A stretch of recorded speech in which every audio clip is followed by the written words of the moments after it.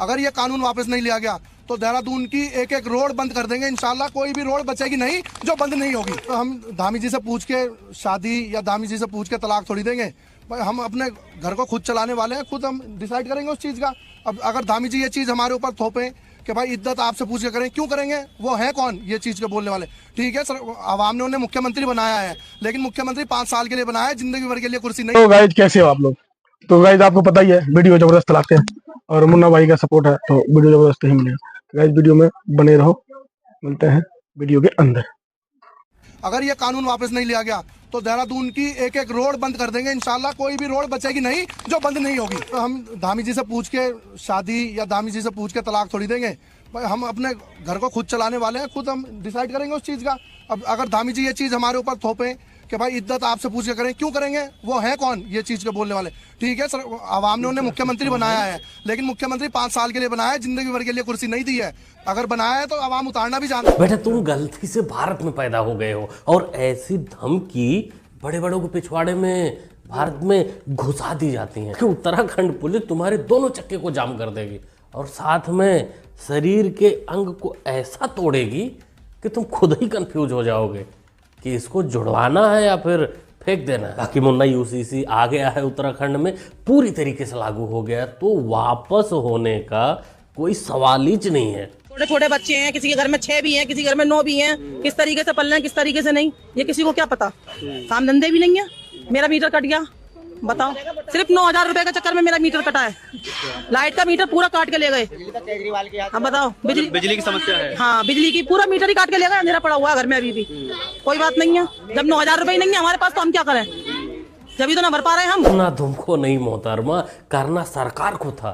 वो समय से अगर अब्दुल चाचा का मीटर बंद कर देते, इस मीटर की जगह पर अब्दुल भाई का मीटर काट देते, तो शायद ये 9 बच्चे घर में भूखे ना होते और बिजली कटने की नौबत भी नहीं आती। बाकी जो हालत बने हुए हैं, इससे देखकर तो यही लगता है कि यूसीसी और साथ में जनसंख्या नियंत्रण कानून बहुत जरूरी है लागू करना, नहीं तो सुअरों के जमात पर एक विपदा आ जाएगी।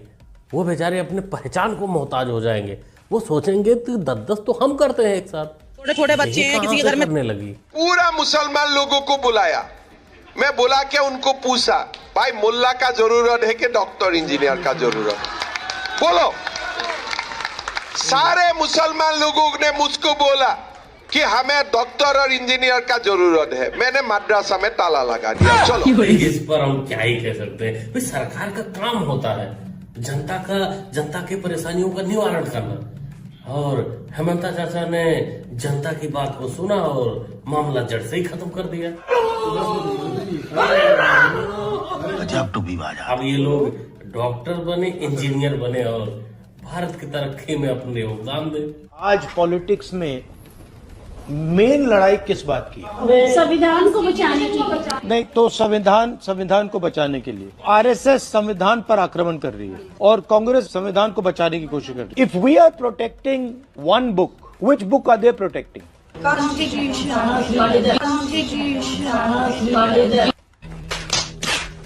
माथा इस बात पे नहीं पकड़ना है कि मोहतरमा ने कॉन्स्टिट्यूशन को गलत प्रोनाउंस किया। हो जाता है, सबके साथ हो जाता है। बाकी पप्पू एंड कंपनी के साथ तो अक्सर होता है। मजेदार बात यह है कि पप्पू जी जिससे चर्चा कर रहे हैं, संविधान के बारे में चर्चा जिससे हो रही है, वो तुम्हारे संविधान को कितना सीरियस लेता है, कितना मानता है, ये देखो। और रही आप कानून की बात कर रहे थे, हम हिंदुस्तान का कानून मानते ही नहीं है। इसका ऐसे कानून से तो अच्छा है कि आदमी कानून के बिना रहे। यहाँ का कानून बिल्कुल बकवास, हम बिल्कुल उसको डिनाई करते हैं। आप कहाँ से हैं? हम ये लखनऊ से। पप्पू जी, तुम्हारे बहनों की सच्चाई यही है, वो तुम्हारे कानून को एक पैसे का नहीं मानती। उनके लिए कानून ना होना ही अच्छा है, क्योंकि कानून में भाई एक लिमिटेशन होती है। और जनसंख्या नियंत्रण कानून आएगी तो उससे भी दिक्कत हो जाएगा। ये अपने कानून से जीना चाहती हैं और 10, 20, 50 जितनी औकात है उतना प्रोडक्शन करना चाहती हैं। बहन जान तो अपना काम करेंगे, भाई जान सड़क जाम करेंगे, सरकार कोई कानून लाएगी कंपनी खोलने के लिए, बच्चों वाली कंपनी खोलने के लिए, और उस कंपनी में अपनी कंपनी देने के लिए पप्पू एंड कंपनी योगदान देगी। राज्यसभा में क्वेश्चन आवर चल रहा है, जल शक्ति के ऊपर सवाल उठाए गए। पहले मैं भी कंटामिनेटेड वाटर के लिए काफी कुछ बोल चुकी हूँ। सबसे ज्यादा कंटामिनेटेड वाटर इस वक्त कहाँ है? कुंभ में है। उसके लिए कोई सफाई नहीं दे रहे। बॉडीज जो पानी में डाल दी गई हैं, उससे पानी कंटामिनेट हुआ है। यही पानी जो है लोगों तक पहुंच रहा है वहां। इसके ऊपर कोई सफाई नहीं दे रहे हैं और पूरा आई वॉश किया जा रहा है। वास नहीं काकी जी, असल में तुम सठिया गई हो, बुढ़ापे में सठिया गई हो। तुमसे बच्चन साहब परेशान है, तुम्हारी बहू बेटे परेशान है, और तुम अब उनको परेशान करना चाहती हो जो कुंभ में जाकर स्नान करना चाहते हैं। उस पानी को तुम गंदा बता रही हो, उस पानी में बता रहे हो लाशें फेंकी जा रही है। कौन बताया तुमको ये सब? कंटामिनेटेड वाटर है वो कुंभ में नहीं, वो तुम्हारे अंदर है, वो निकलना ज्यादा जरूरी है।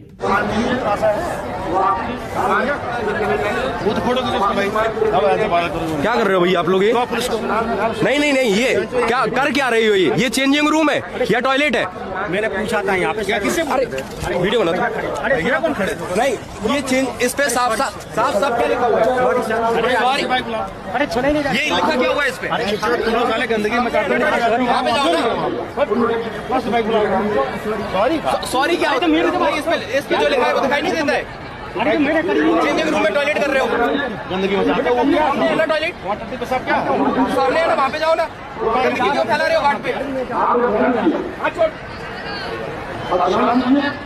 ये फैला के रखे। इन्हीं मलीचों की वजह से कुंभ में गंदगी हुई है। ये मलीच वहां नहाने, स्नान करने या मन से, आस्था से नहीं गए हैं। ये गंदगी फैलाने के लिए गए हैं। कुछ तो दंगा भड़काने के लिए गए थे और कुछ ऐसे गंदगी फैलाने के लिए गए हैं। सोचो, जहां कपड़े चेंज किए जाते हैं वहां ये पेशाब कर रहा है, तो ये अपने घर में क्या करता होगा?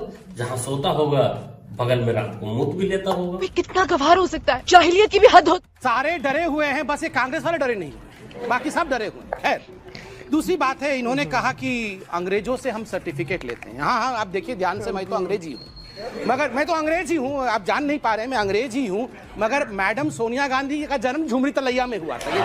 पेड़ा चचा का तो पेड़ा निकाल दिया संबित पात्रा ने। इसीलिए कहते हैं जब अपना घर कांच का बना हो तो पड़ोसी के घर पे पत्थर नहीं मारते। अरे यूं कहें कि जब अपने जात का ही ना पता हो तो दूसरे की जात नहीं चिल्लाते, क्योंकि सामने वाले को तो कम नुकसान होगा लेकिन तुमको ज्यादा नुकसान हो जाएगा, ज्यादा तकलीफ हो जाएगा। जैसे समाजवादियों ने भौजी को तकलीफ दे दिया।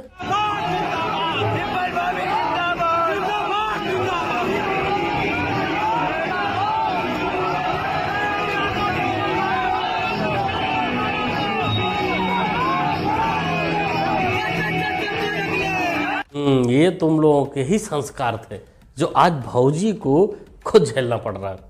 वैसे एक बात तो कहे माननी पड़ेगी कि बंदे का निशाना बहुत जोरदार था, मतलब अगले जन्म की बुकिंग एडवांस में। हम लोग 10 लोग मिलकर डॉक्टर मनमोहन सिंह जी के पास गए और उनको राम सेतु की विशेषताओं से परिचित कराया।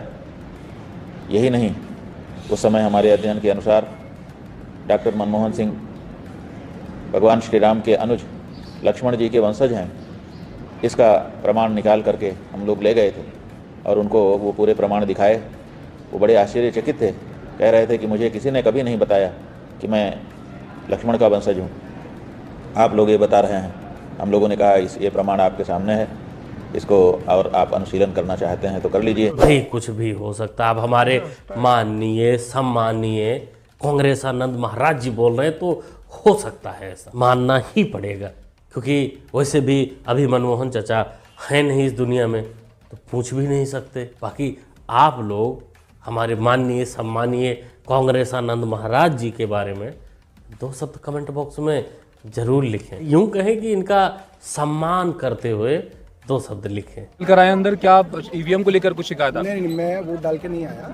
मेरे पास शिकायत आई थी कि जहाँ पे ईवीएम मशीन है उसको अंधेरे में रखा हुआ था, तो अंधेरे में रखने से जो बुजुर्ग हैं वो कह रहे हैं भैया हमें दिख ही नहीं रहा था बटन, तो उनको मैंने कहा कि भाई आपने अंधेरा क्यों कर रखा है, तो बोले साहब हमें कहा गया है कि इस पर डायरेक्ट लाइट नहीं पड़नी चाहिए, अंधेरे में रखना है। मैंने कहा अरे भाई इसके ऊपर डायरेक्ट सनलाइट नहीं पड़नी चाहिए, और ऑब्वियसली जब कमरों के अंदर क्लासरूम के अंदर चुनाव हो रहा है तो डायरेक्ट सनलाइट का तो कोई क्वेश्चन ही नहीं है, और अभी तो आप देखिए सूरज निकला ही नहीं है। तो ये जो है ये गलत है, और आप लोगों के चैनल से सब लोगों को मैं बताना चाहता हूँ कि सब जगह पूरी रोशनी होनी चाहिए, तभी तो आदमी देखेगा, वरना बुजुर्ग आदमी को पता ही नहीं चलेगा कौन सा बटन कौन सा है। शुरू हो गया डंडी रोना शुरू। कुल मिलाकर बदनाम होना ही है ईवीएम को। दिल्ली में भी आज वोटिंग हो रही है और आज ही शुरू हो गए हैं कि अंधेरा है, उजाला है, ये है, वो है। 8 तारीख को देखना क्या होगा। जब ट्रेलर इस प्रकार का है, जब आज ही इस प्रकार की बातें हो रही, तो 8 तारीख को तो भाई छाती पीट पीट कर रोया जाएगा। वैसे इन सब चीज़ों से कांग्रेस का कोई लेना देना नहीं है। वो मस्त मौला है, ना उनको पहले टेंशन थी, ना उनको आने वाले दिन में टेंशन होगी। पहले भी जीरो थे, 8 के बाद भी शायद जीरो ही रहेंगे। क्या बोलते हो दोस्तों, क्या कहना चाहते हैं आप लोग? कमेंट बॉक्स खाली कमेंट में लिखिए, बताइए, अपनी राय दीजिए।